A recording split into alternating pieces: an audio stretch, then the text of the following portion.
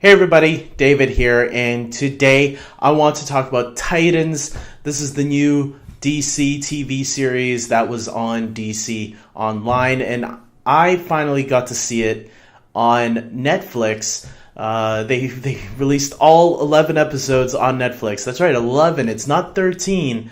The DC knows like how much episodes they need to tell us the story that they're telling, and I gotta say, I was a little worried going into this show because the trailers, just like everybody else, didn't make me happy with what I was seeing.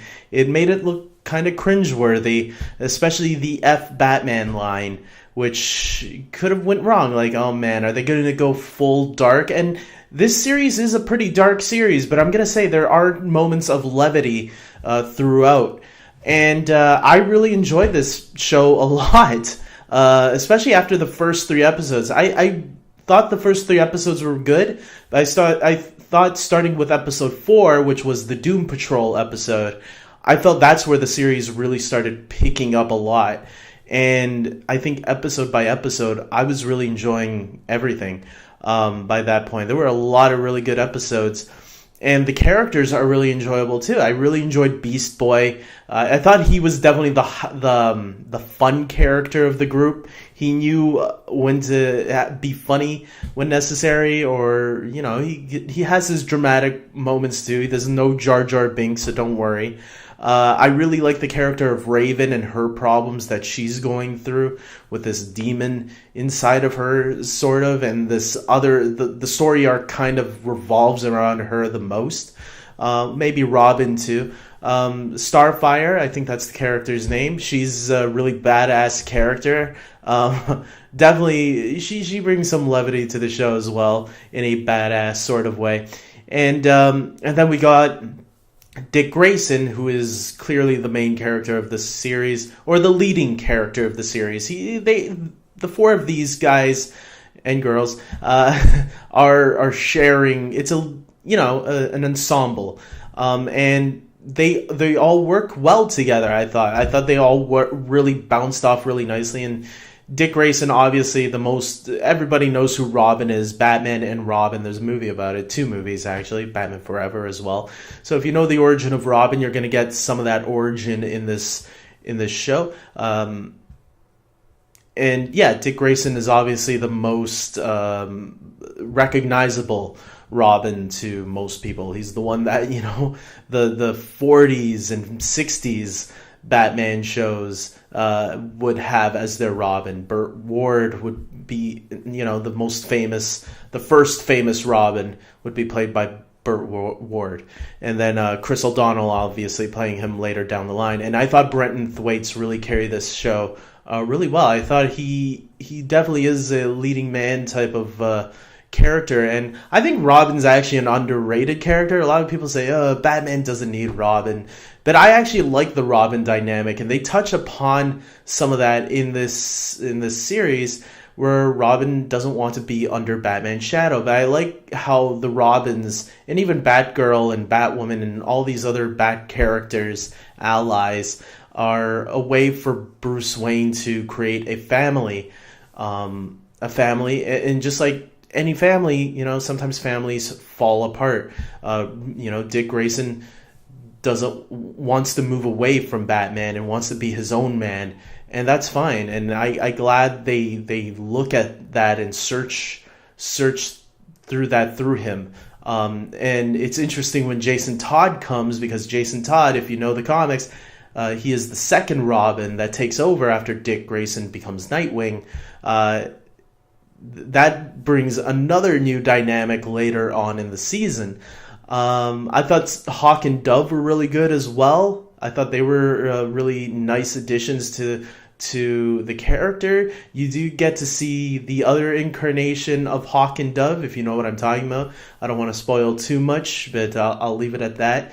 I really did like the finale was crazy. I'm gonna say that because they just went all out for the crazy, for all of it, with Batman in there.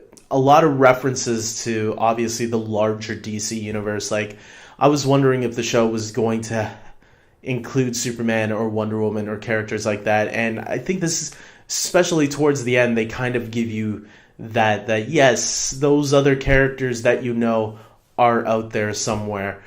We just don't happen to see them. Even Bruce Wayne, Batman, he's in the series, but you don't really see him. You see like maybe a blurry figure in the background, or you might see the back of his head. That's as much as they give you for Batman and Bruce Wayne. And I like that because the show should center on the Titans characters.